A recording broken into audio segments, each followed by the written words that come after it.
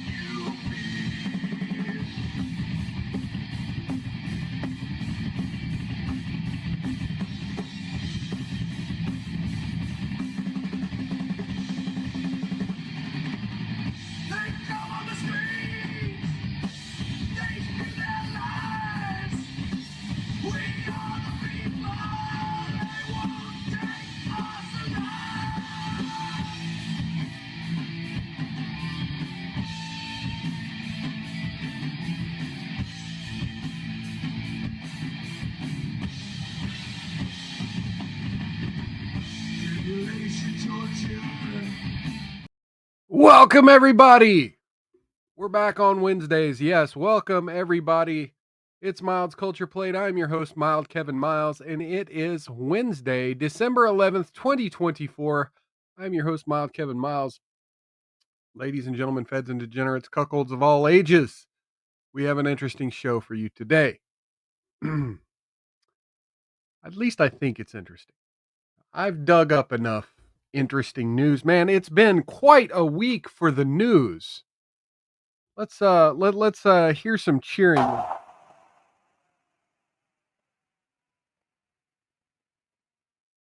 right, let's pod that down a little bit. All right. So yeah, it's been quite a week for the news. It's good for this anyway, right? This was sort of my frustration why I went to 1 day a week, is there wasn't much happening, and man, did it start ramping up. Folks, let's see, what do we have? Folks, if you're coming in, come on in, click that like button. Click the like button on your way in.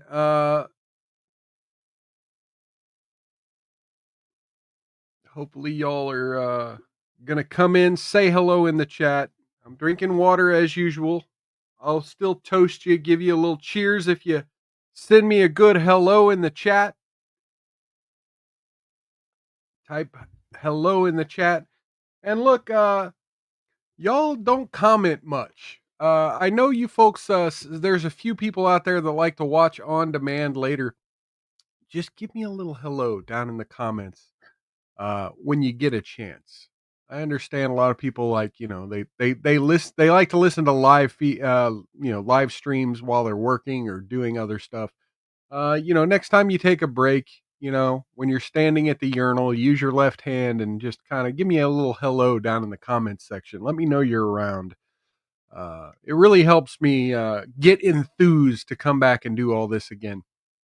So the big news of the week, of course, is Luigi Mangione being arrested at a McDonald's in connection with the shooting of the United Healthcare CEO, Brian. I forget his damn last name now. Anyway, we covered it a little bit on the last show on Saturday. But yes, now we have a suspect who has been arrested. There's definitely some conspiracy theorists out there. Hey, we got Great Liquor waving while he shakes it off. Cheers and welcome. Good seeing you in the chat over on Rumble. Gotta love it. Just make sure you shake it good, and don't, just kind of give it a twiggle. You're old enough, not to get it up on your hand or arm. When you're one handed, it can get kind of out of control. Uh, anyway, here I am talking about another man's penis. I'm gay. No, I'm just kidding. Don't clip that. Don't clip that. Anyway, so yeah, we had Luigi Mangione uh get arrested. I'm not going to really be covering that in depth. So, and the other big news is the Syria. Syria has collapsed. It's been taken over via coup, and Assad has allegedly fled the country and is seeking asylum in Russia. And you know what? Let me go ahead and find that clip. There, I wasn't even really going to cover the Syria stuff, but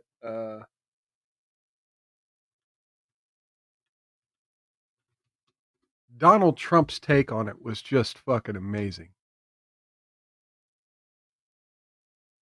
It was just perfect. And I did see this being covered by Russell Brand, of all people. And so, yeah, we'll go ahead and bring this clip up. A little 30-second clip. So Taliban is our enemy. ISIS is our enemy.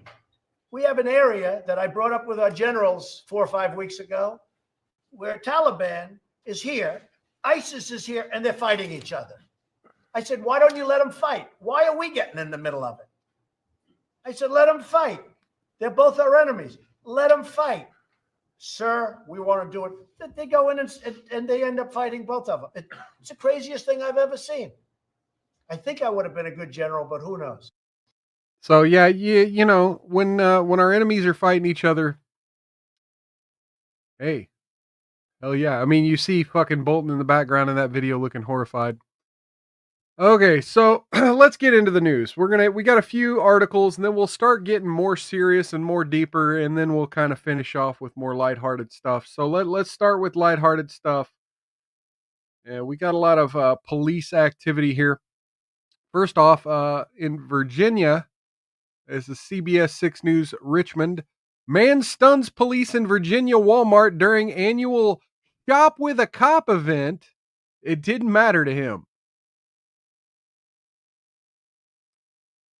Dozens of Chesterfield County police officers and deputies gathered at the Iron Bridge Road Walmart Sunday for the annual Shop with a Cop event, a holiday tradition where law enforcement helps children pick out presents. The event took an unexpected turn when officers were told about a shoplifting incident inside the store. A member of the staff at Walmart came up to us and informed us they had a shoplifting in progress. Police Lieutenant James Lamb told CBS 6. Between the sheriff's department and police officers, we had about 50 uniformed personnel at the store. Security footage showed a man concealing merchandise and attempting to leave the store. Officers who were already in the store quickly began searching for the suspect. As we approached from different directions, he tried to escape out the back of the store where he was apprehended. I think he was stunned. Police were stunned that the man, later identified as 32-year-old Hector D. Velasquez Maldonado of Chesterfield County, even attempted the crime, given the overwhelming police presence visible both inside and outside the store. We had 30 or 40 marked patrol vehicles in the parking lot, Lamb said. When we found his vehicle, it was facing where our cars were parked, so he would have had to have seen them. It just didn't matter to him. Maldonado was found to have active warrants for failure to appear in court on a previous shoplifting charge, as well as other open larceny cases in the county. He's now facing a felony charge of grand larceny after police say he attempted to steal nearly $1,400 worth of items. So yeah, folks, look, I get it. Most sane people don't try to commit crimes when there's 40 police cars at the place they're trying to commit crimes. But you have people who are addicted to the adrenaline of crime and addicted to trying to get away with it. But this guy already had other open larceny cases. Sanglan86 in the chat over on Rumble. Cheers and welcome. Hopefully, you don't have to use one hand to type. Cheers and welcome. Good seeing you, brother. Should have made 2 trips. Yes. Should have made 2 trips. That way, but then again, if they just caught him in the back of the store, like he wasn't trying to get out of the store, he was probably still shopping, right?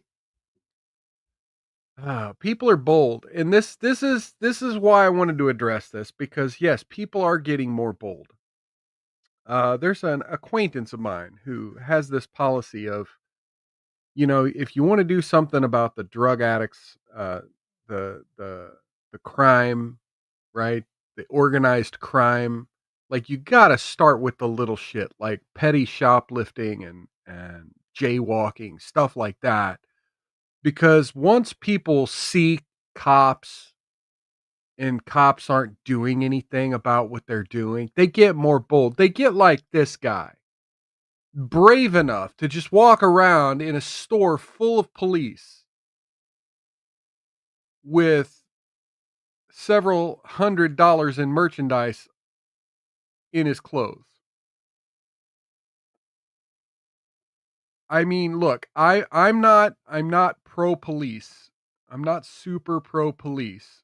I'm not a law and crime kind of person, and I'm not a let's ban all drugs and have the federal government. Sorry, got to silence my freaking camera system here on my phone. But I'm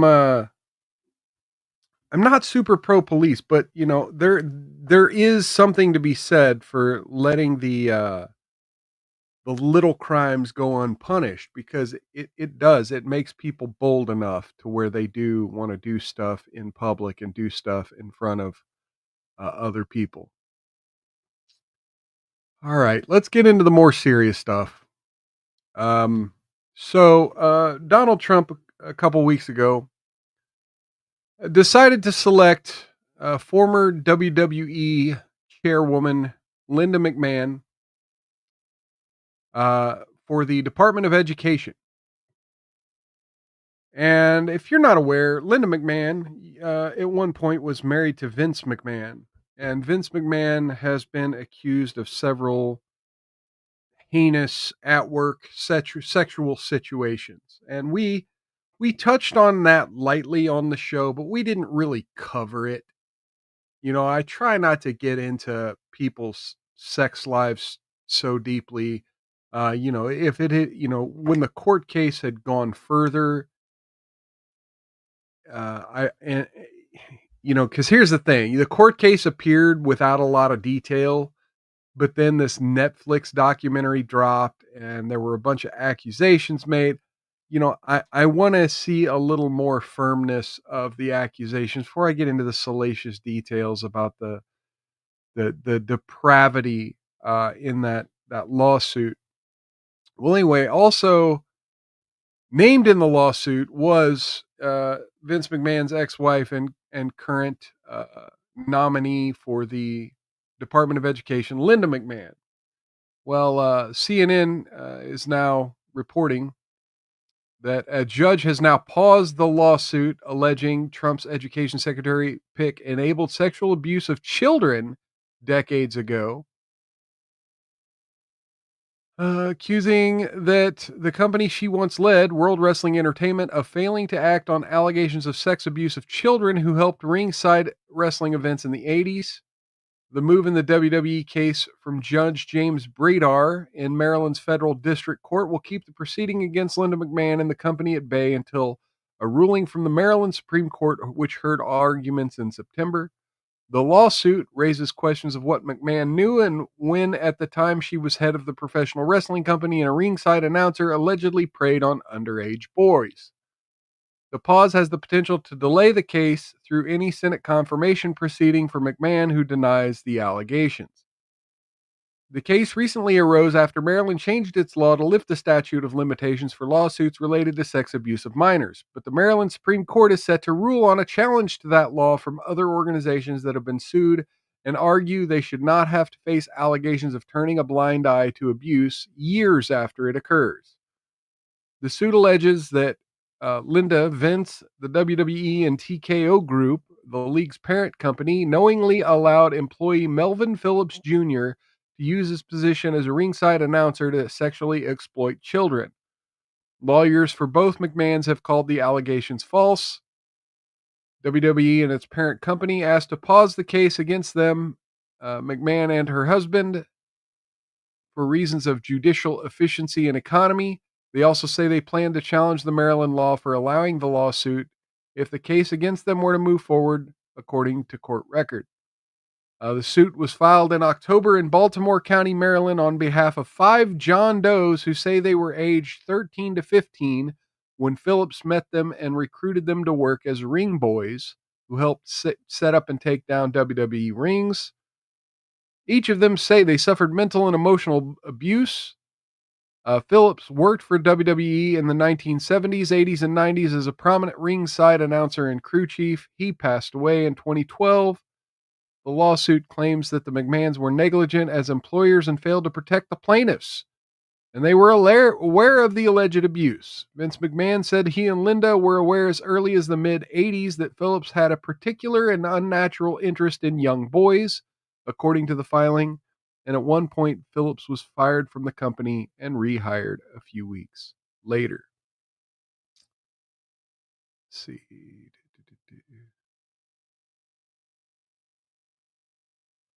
All right. So there you have it. You have, again, this is yet another story dug up, just to plaster more dirt against Trump cabinet picks. But, this is actually a court case that's moving forward. So I felt it fitting to actually cover it a bit. Linda McMahon was also asked a question, and you're gonna I response quite interesting. Believe that you'll be confirmed. I certainly hope so. Do you plan on dismantling the Department of Education? Well, certainly the president is looking forward to raising the level of education across the country by sending education back to the states. So dismantling the Federal Department of Education then? I'm not going to get ahead of the president's policy. Thank you, ma'am. Sending education back to the states. There you have it. Linda McMahon essentially confirming what Donald Trump, confirming what Donald Trump has stated his plan for education is going to be in his administration, that we will be seeing state control of schools. So now to a video. I want to shift gears again. We're going to replay a video I played on my last show. You remember we were talking about Dr. Peter Hotez creating a dire warning for January 21st when the Trump administration comes into power.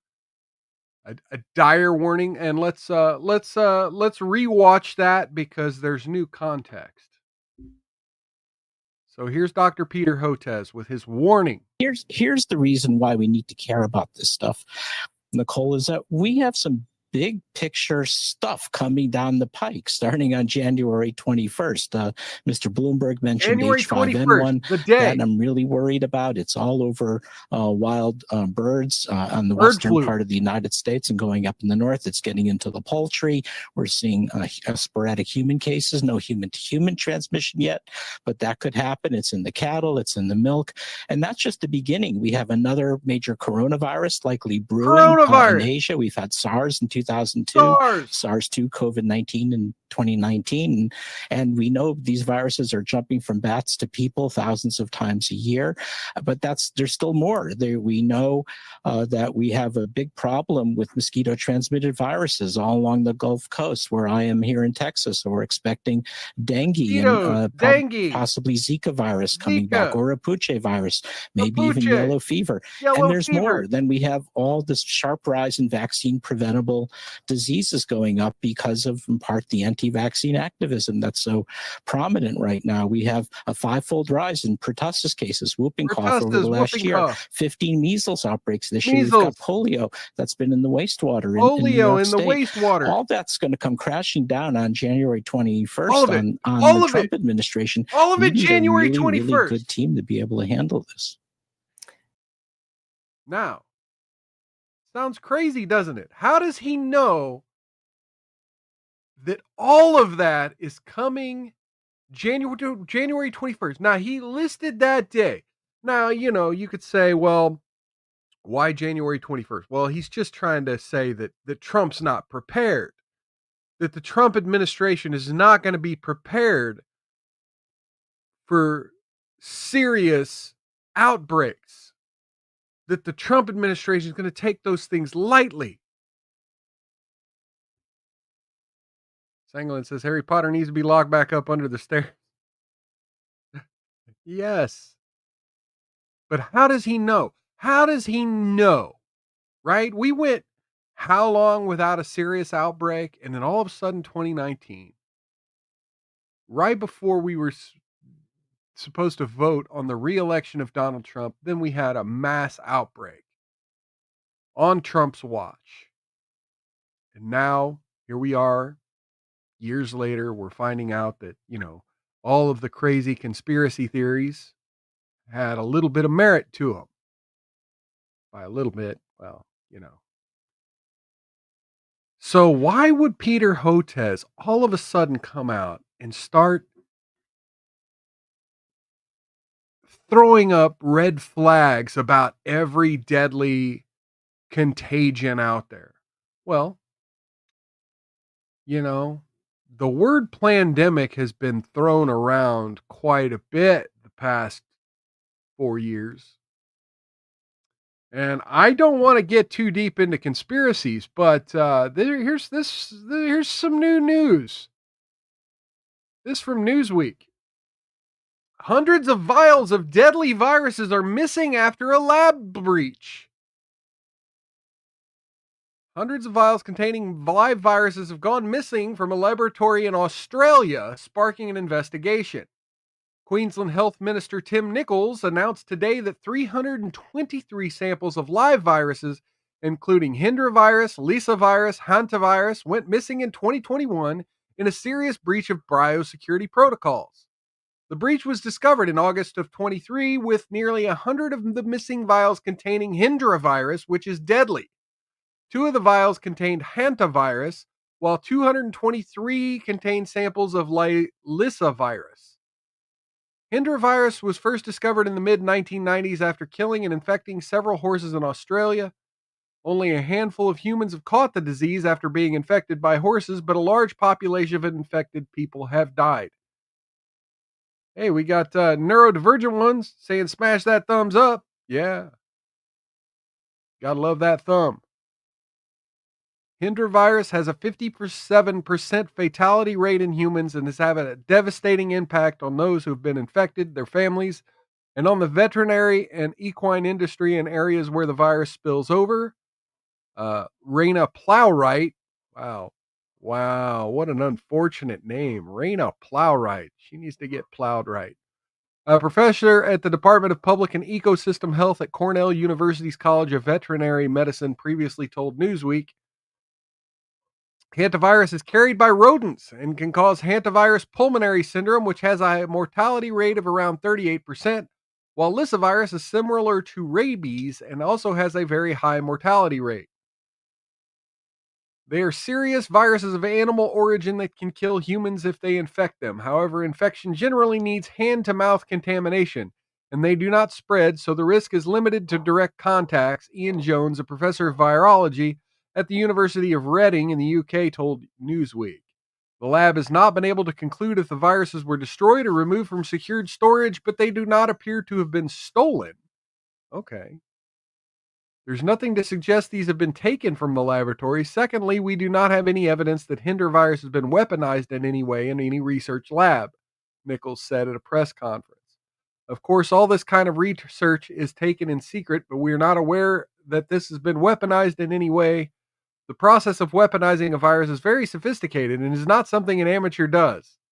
The samples appear to have gone unaccounted for after a freezer they were being stored in at Queensland's Public Health Virology Laboratory broke down. It's this part of the transfer of those materials that is causing concern, Nichols said, as reported by local news ABC. They were transferred to a functioning freezer without the appropriate paperwork being completed. The materials may have been removed from that secure storage and lost or otherwise unaccounted for. So they're claiming that that they didn't leave the lab, but they've probably either been destroyed or something, misplaced. According to a statement from Queensland government, there's no evidence of risk to the community from the breach, as the viruses would have degraded very quickly and subsequently become harmless to humans. It's difficult to conceive of a scenario whereby the public could be at risk. Well, and conspiracy theory mild here. Well, what if whoever removed them actually did steal them and had them in a refrigerated or a cooler or some other way to keep them cold? Queensland Chief Health Officer John Gerard said in the statement, and it's important to note the virus samples would degrade very rapidly outside low temperature freezer and become non-infectious. Gerard notes that the samples were incredibly unlikely to have been thrown away in general waste and were probably destroyed in an autoclave as per usual lab protocol. Importantly, no Hendra or Lissa viruses cases have been detected among humans in Queensland over the past 5 years, and there have been no reports of hantavirus infections in humans ever in Australia, Gerard explained. Andrew Preston, a professor of microbial pathogenesis at UK's University of Bath, agreed. Okay, I'm not going to read the rest of this. Sango says someone didn't read the Cobra event. I mean, look, and these are 3 specific viruses, and these weren't listed in Homeboy's spiel in the previous video. So, I mean, it is what it is. But if these went missing in 2021, and we're just now hearing about it, well, okay, if the breach was discovered in 2023. So we've got almost a year and a half since they found out about it. They went missing in 2021. They found out about it in 2023, and it hits the news December 9th, 2024.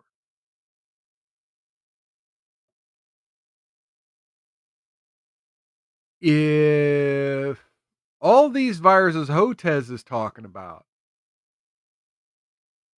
were lab leaks, were being tracked in some way, shape, or form by government entities, and this is his way of giving us the heads up without actually telling us what's going on.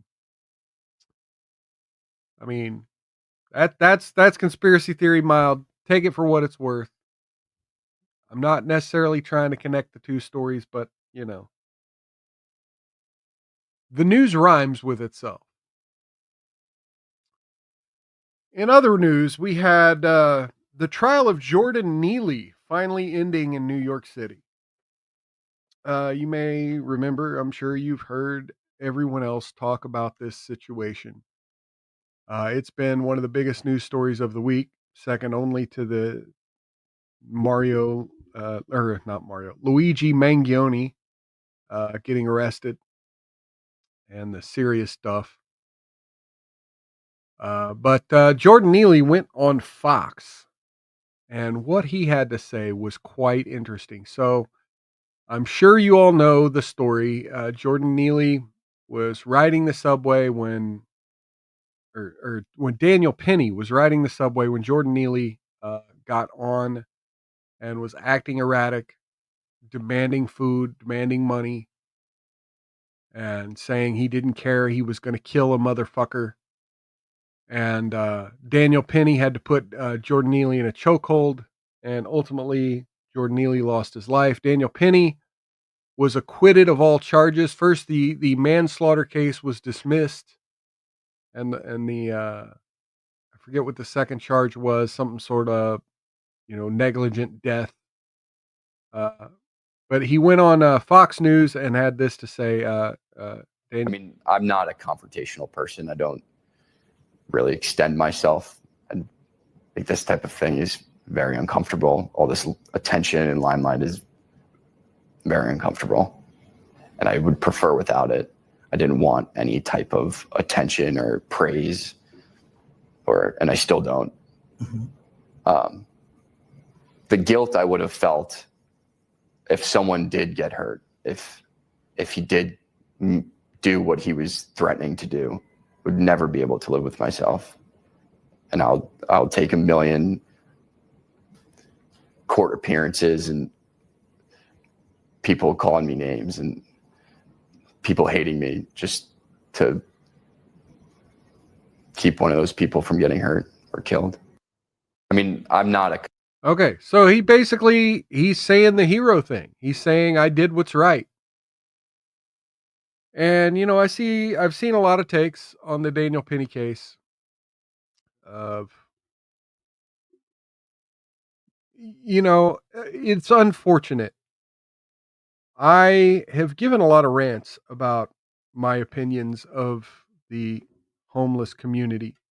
And honestly, there was a take I saw. I wish I remembered. I wish I'd saved the tweet, but there was a take out there that's like, it's really unfortunate that we use the word homeless, because there are a lot of homeless people who don't behave like this. There's a lot of people who, fell on a hard month and, lost their place to live, lost their job, whatever, had to live in their car for a month or two, had to couch surf with friends, and or had to go to a shelter and pick themselves up and get back on the horse and go back to work.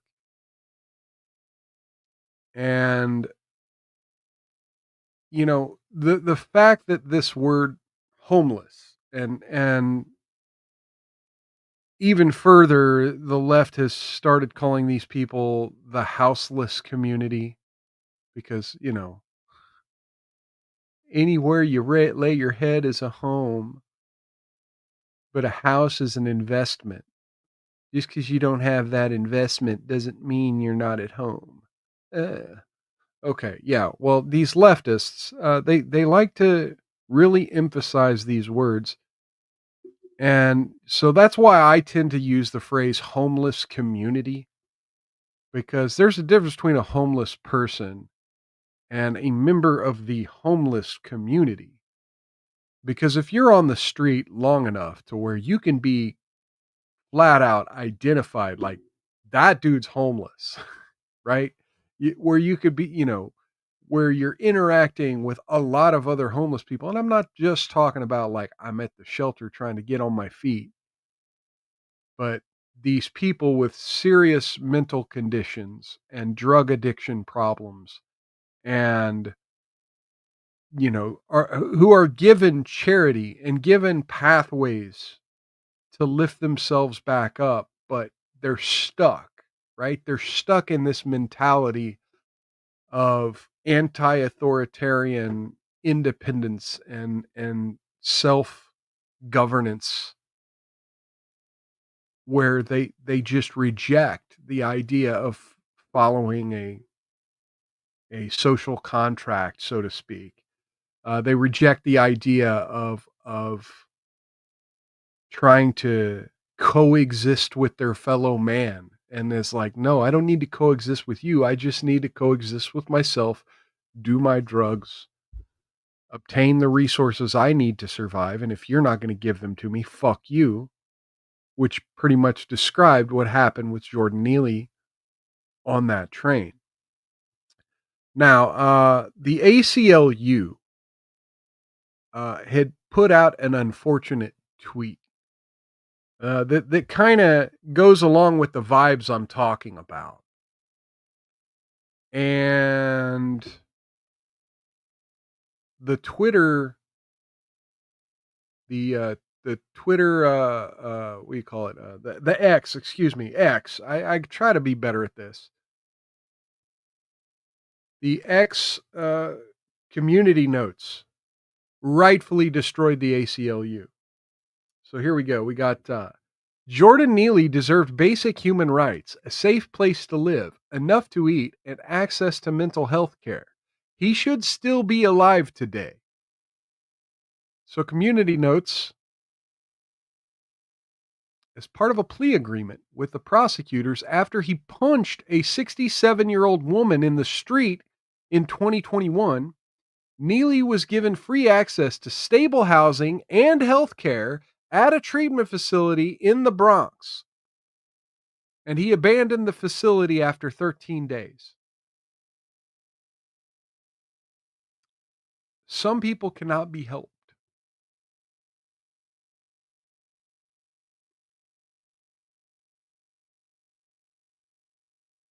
Literally, some people cannot be helped. Saying on 86 says padded room list just doesn't roll off the tongue. I mean, that's kind of the point.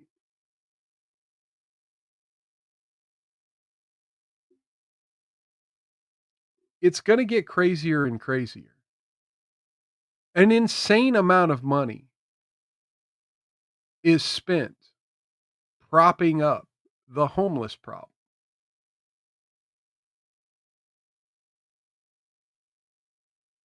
I see it. I see it in the streets. I tend to work in a couple different metro areas as part of my day job. I see the shoplifting. I see the alcohol abuse. I see the drug abuse.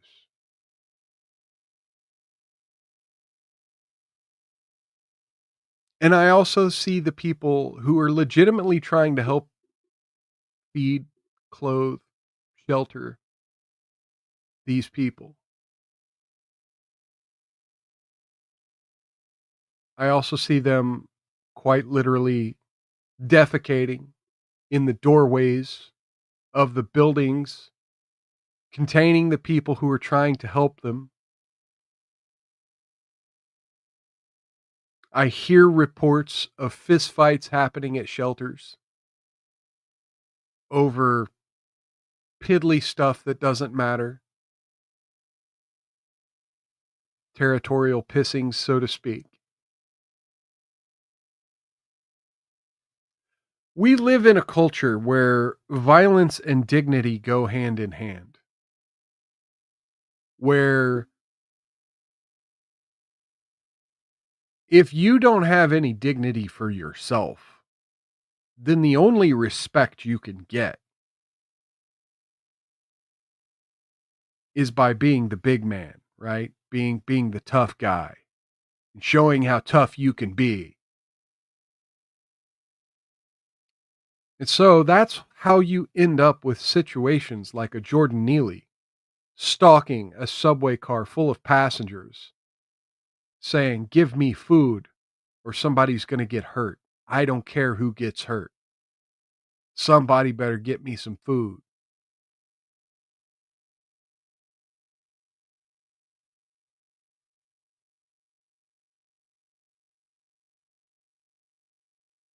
I see very aggressive, creative ways in which these people try to extract resources from their communities. And it's predatory. Now, again, people like the ACLU, I guess is the NYCLU, would make the claim that there's not enough resources to help everyone. But the amount of resources I see wasted on people who are quite literally addicted to the aggression,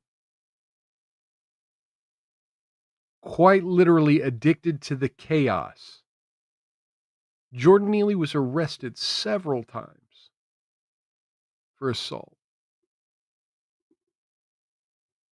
When he died, he had open court cases. And regardless if you're white or black, because let's face it, there's a racial component to this. There shouldn't be. And quite frankly, there was a case within the last year of an African American man dealing with someone threatening people on the subway, where he had to defend himself and his fellow passengers with a knife. He did not have to face a court battle for his life. But this gets painted in the idea of racial justice, class justice, among many other ideas of what you would consider justice. Now, I don't fully disagree with the NYCLU here. Maybe we do need more resources so people don't fall into that deep into insanity.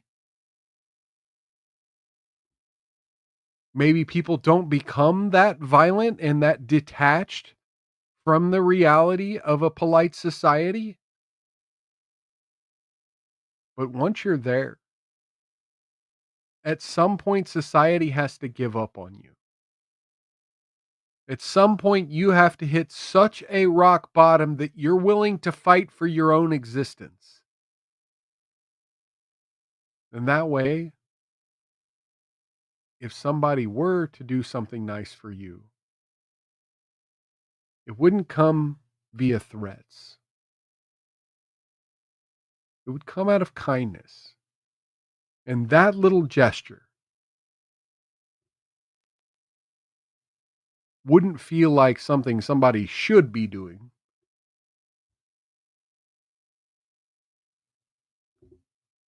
And you would be grateful. Now, what did the New York chapter of Black Lives Matter have to say about the verdict? Well, let's listen. We need some black vigilantes. That's right. People want to jump up and choke us and kill us for being loud. How about we do the same when they attempt to oppress us? Right. I'm tired. We need some black. Okay. So look, yeah, I mean, yes, quite literally, yes. I mentioned the gentleman earlier who was forced to defend subway passengers with a knife.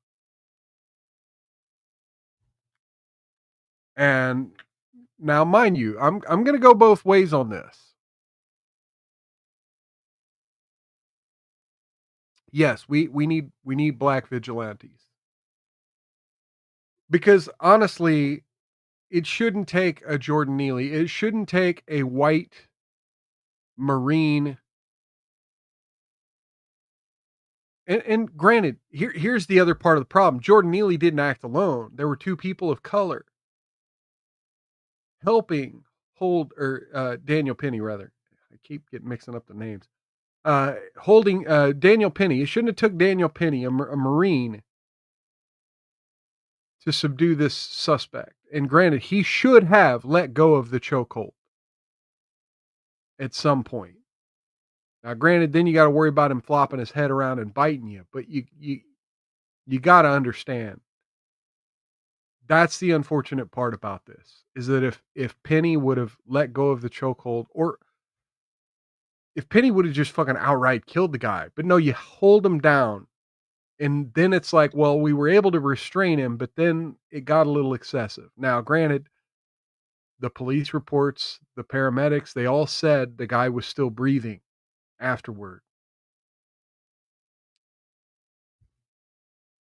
But yes, we need more black vigilantes. We need more vigilantes of all colors to deal with the threat of the increase in violent, aggressive, drug addict, insane people walking around in our public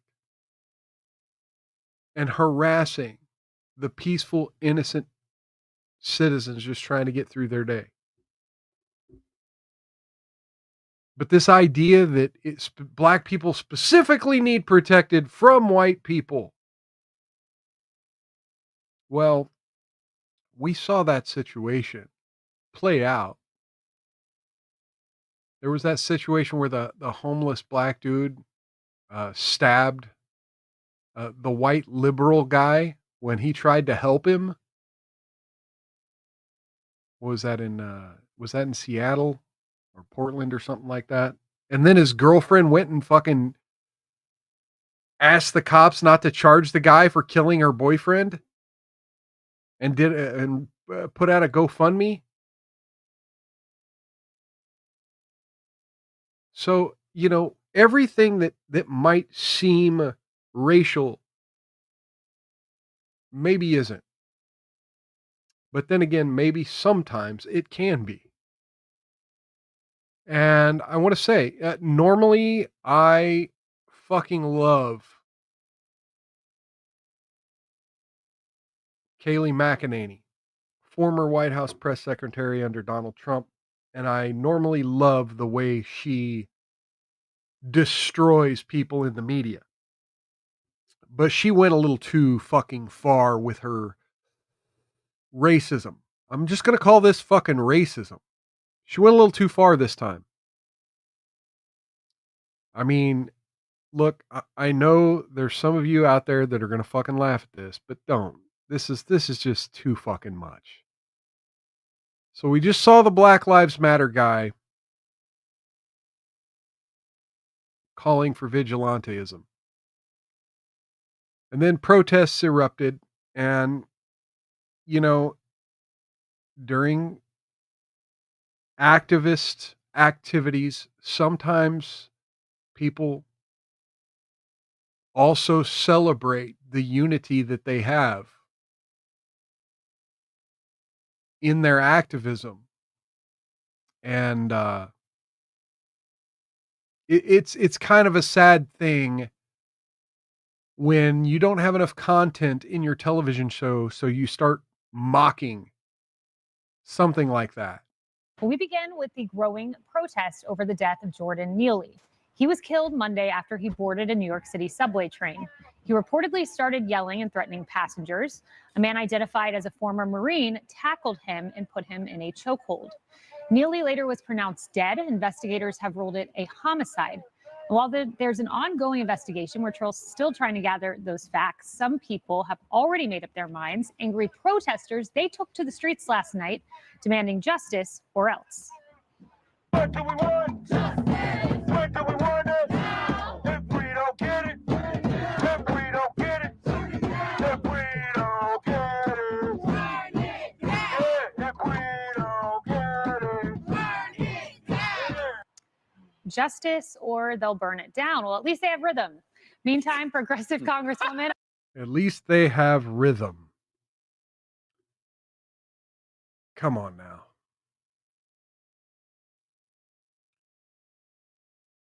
That's unnecessary. In other news, we covered the Capitol bathroom rules that were being circulated. You had Representative Nancy Mace, South Carolina, who had introduced a bill to make the Capitol grounds ladies' rooms inaccessible by people who were born biologically male. And there was this whole shindig about our first transgender congressperson feeling excluded, and people were making a big deal about it. And now they've gotten violent. Capitol Police have arrested a man accusing of assaulting Representative Nancy Mace. Nancy Mace said she was physically accosted at the U.S. Capitol complex Tuesday by a transgender rights activist who was later arrested by Capitol Police. I was physically accosted at the Capitol tonight by a pro-trans man, the Congresswoman wrote on X. A new brace for my wrist and some ice for my arm, and it'll heal just fine, Mace added, suggesting she suffered minor injuries as a result. Mace, who was pushed to limit access to single-sex facilities, indicated the incident was sparked over, quote, my fight to protect women. Capitol Police said James McIntyre, 33, was arrested inside the Rayburn office building in connection with the incident. McIntyre, who is from Illinois, is facing a charge for assaulting a government official. Just before 6 p.m., the member of Congress reported an incident in the Rayburn House office building. Capitol Police said in a statement, House Division officers and agents with the threat assessment section tracked down the suspect. After an investigative interview, officers arrested the suspect. Capitol Police noted that the Rayburn building was open to the public at the time of the incident and that McIntyre went through a security screening prior to entering the building. And here's Mace with a t-shirt with a women's room sign that says, come and take it. Mace and her staff have been the subject of several vile threats in the wake of Congresswoman's push to ban transgender women from using female facilities in the Capitol. The 47-year-old Congresswoman, wow, she looks good for 47, introduced a bathroom ban resolution last month in response to the election of Sarah McBride to the lower chamber. McBride, 34, will become the first openly trans member of Congress when they are sworn in next month. Your trans violence and threats on my life will only make me double down. FAFO, Mace wrote on X after Tuesday's incident, meaning fuck around and find out. All the violence and threats keep proving our point. Women deserve to be safe, she added in a separate post. Your threats will not stop my fight for women. A spokesperson for Mace did not immediately respond to the post request for comment. Police made more than a dozen arrests last week after trans activists, including the notorious Chelsea Manning, protested outside a women's restroom inside the Capitol complex. Those individuals were charged with crowding, obstructing, and incommoding. Okay. So there you got. You got Chelsea Manning among the people arrested. Let's watch the video here. Is the video going to be anything different? Assaulted by a transgender rights activist, Illinois, in it's pretty much just connection with the altercation. Authorities stated that McIntyre was. Capitol Police confirmed McIntyre had passed security screenings before entering. Yeah, she's just basically reading the same article we just read. A dozen I was hoping they'd have footage. Near a woman's restroom in the Capitol complex. Mace remains defiant. Okay. So, again, these are stories we've covered before that I'm giving a little update on. So, yeah, a new twist in the transgender bathroom story at the Capitol. Now, again, the question is, if you're a transgender activist, now, I don't know if this was a transgender person. They called this person by a male's name, said it was a man. So I'm assuming this person is more of an ally than a trans person. But either way, if your fight is to make your people, quote unquote, look like it's safe to use the bathroom with us, then maybe attacking people isn't a good strategy. All right. Speaking of attacking government officials, you folks may remember this story. When was this? January 3rd. We covered this earlier this year. January 3rd, this guy in Las Vegas. I'm not an evil person. 31-year-old Dioba Redden pleads for leniency before a judge sentences him for this. A An attack on District Court Judge Mary Kay Holthus as she sentenced him in January on a charge of attempted battery. Redden running up and jumping over Holthus's bench. I'm not making excuses for my actions. So now he's facing sentencing again. So if I'm this bailiff right here, I'm not looking down. I'm looking right at him and being like, don't even try it, motherfucker. Don't even fucking try it. Anyway, let's.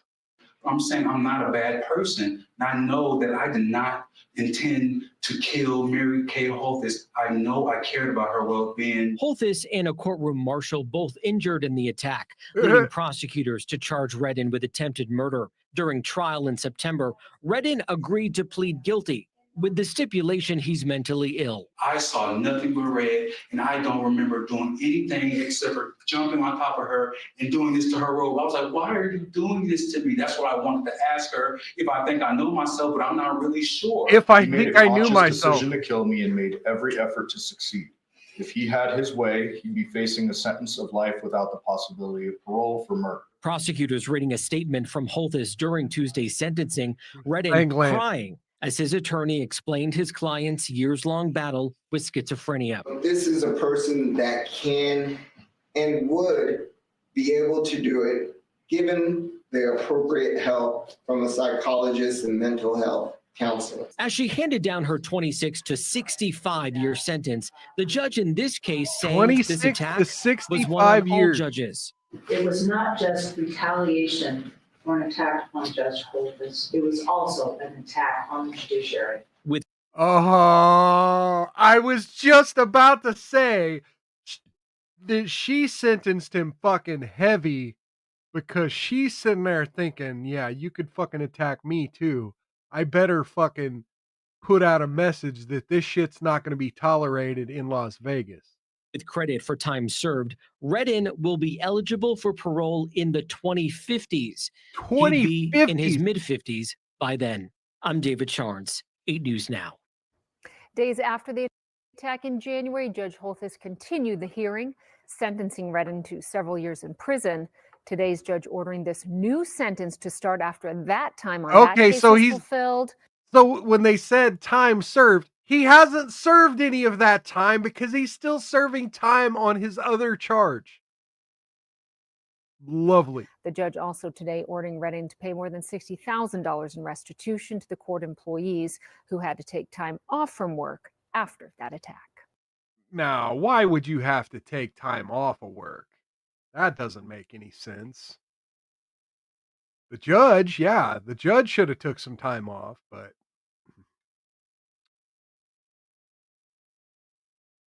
so now we go earlier in the show. We talked a little bit about Linda McMahon and her alleged sex trafficking ties. Well, that wasn't the only case CNN decided to share with us about sex trafficking with rich people. 2 prominent real estate brokers and their brother charged in sex trafficking case. Tal and Orrin Alexander, top real estate brokers and brothers, who started at real estate company Douglas Elliman, and their brother Alon were arrested Wednesday morning, according to a spokesperson with the FBI's New York field office. They were arrested by state authorities on sexual battery charges and are expected to be transferred into federal custody after their initial appearance in state court. Tal Alexander appeared before a federal judge in Florida on Wednesday. So we got Tal, Orrin, and Alon. So why does it say 2 prominent? It's 3 of them. And their brother Alon. What the fuck? They wanted to use the real estate. The third wasn't a real estate broker. Fucking CNN. Just put 3 perverts. All 3 brothers face 15 years to life if convicted on the federal charges. Prosecutors allege they worked together with other men to, quote, repeatedly violently drug, sexually assault, and rape dozens of victims in New York, Miami, and elsewhere. Newly unsealed federal indictment charges the brothers for a scheme from 2011 to 2021. prosecutors say the sexual violence against a dozen of women spans more than 20 years, dating as far back as when the men were in high school. They use their wealth and status as elite brokers to lure women who they promise travel, luxury rooms at high-end hotels, and access to events. During those trips and events, they allege the men, quote, frequently raped and sexually assaulted the women, sometimes within hours of meeting them. After the assault, prosecutors say they sometimes offered the women concert tickets or travel.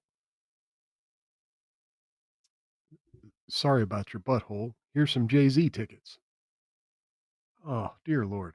According to the indictment, they arranged these sexual assaults well in advance, using the promise of luxury experiences, travel, and accommodations to lure and entice women to locations where they were then forcibly raped or sexually assaulted, sometimes by multiple men, including themselves.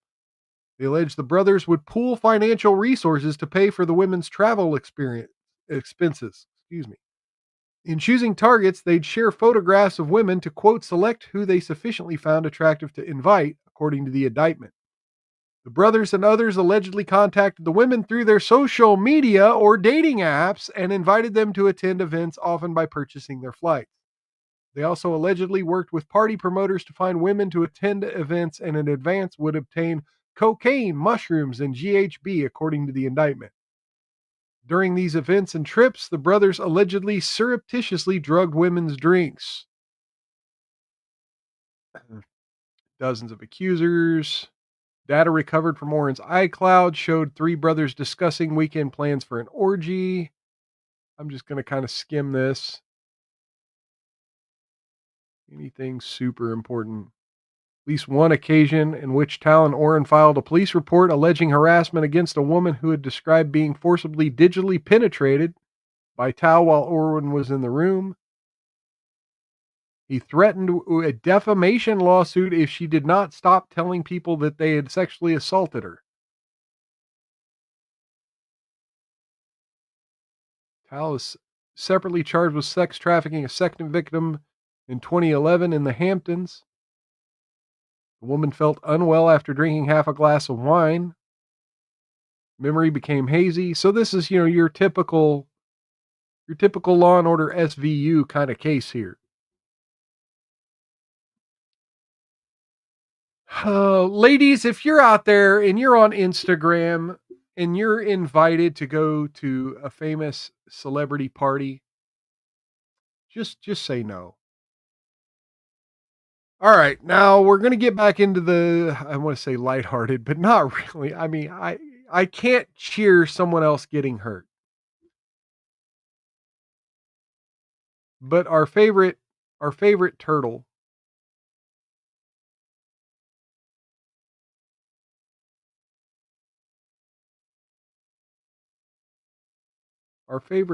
has been injured.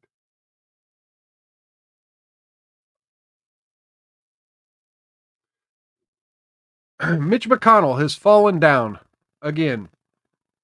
What the heck's going on? Why is my mic flipping out? Mitch McConnell has been injured, falling down. This is leading a lot of people to question whether or not the elderly senator should just hang it up.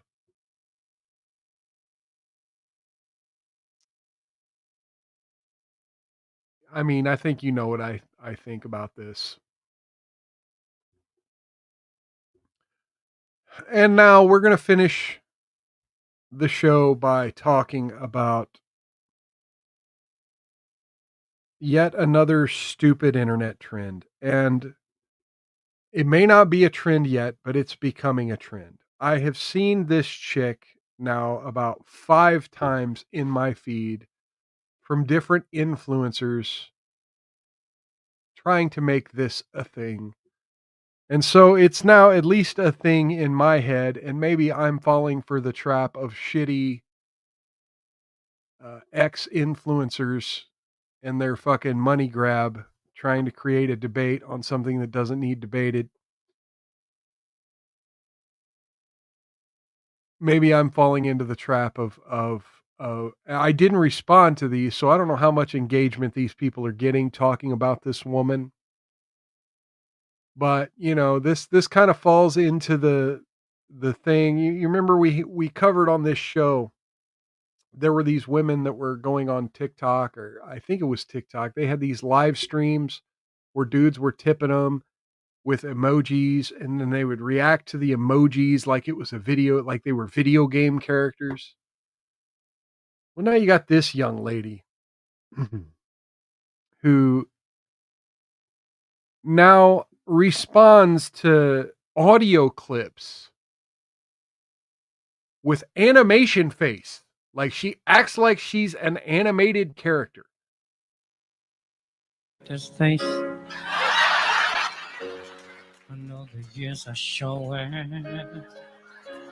Look at this life. I'm going to mute that.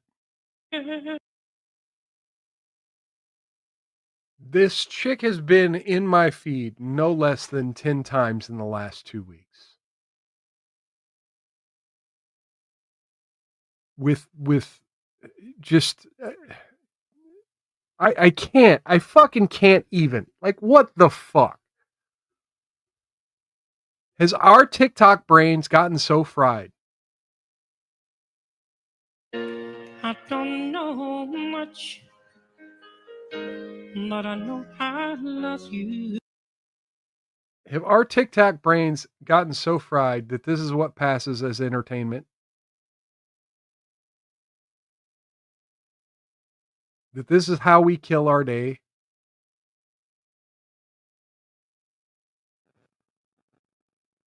This is how we spend our time? Wait, this is the same fucking song.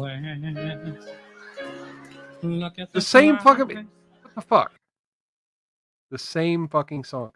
My God. People, you know, claiming that they love watching that. You know, why?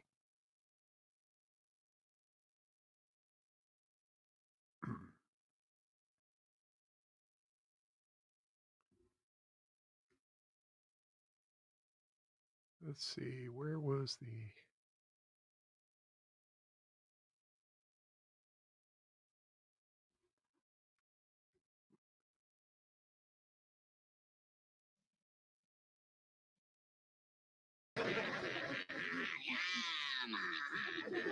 Suzuki's, no question about it.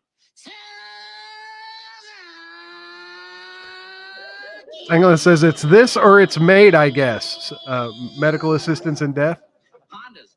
You don't even know what it is when it goes by. It'll surprise you.